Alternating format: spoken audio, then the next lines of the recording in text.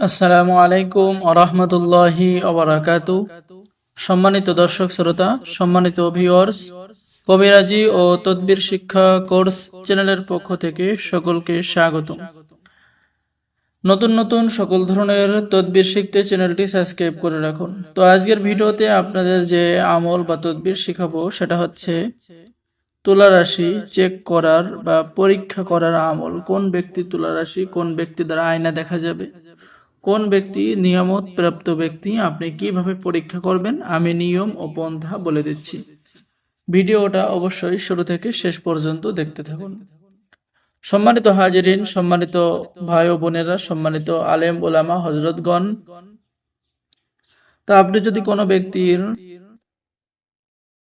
ওই ব্যক্তি তুলা রাশি কিনা যদি চেক করতে চান বা পরীক্ষা করতে চান, তাহলে আপনার কাজ হবে সূরা তারিক, কোরআনে কারিমে সূরা তারিক বা তারিক, এই তারিকের লাস্টের কয়েকটি আয়াত যে ইন্নাহুম ইয়াকিদুনা কাইদা ওয়া আকিদু কাইদা ফামাহিল কাফিরিনা আমহিলহুম রুয়াইদা।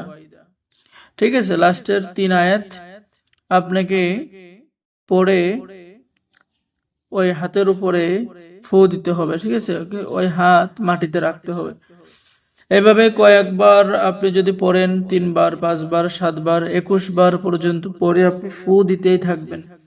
ওই ব্যক্তি যদি তুলা রাশি হয় তাহলে ওই ব্যক্তির হাত চলতে শুরু করবে। ঠিক আছে, আমি আমলটি আপনাদের সাথে শেয়ার করলাম যে সূরা তারিকের লাস্টের 3 আয়াত যদি আপনি পড়ে কোনো ব্যক্তির হাতে ফু দেন, ওই ব্যক্তি যদি তুলা রাশি হয় তাহলে ওই ব্যক্তির হাত চলতে শুরু করবে। ঠিক আছে, তো নতুন নতুন তদবির শিখতে আমাদের চ্যানেলটি সাবস্ক্রাইব করুন। সকলেই ভালো থাকেন, ধন্যবাদ।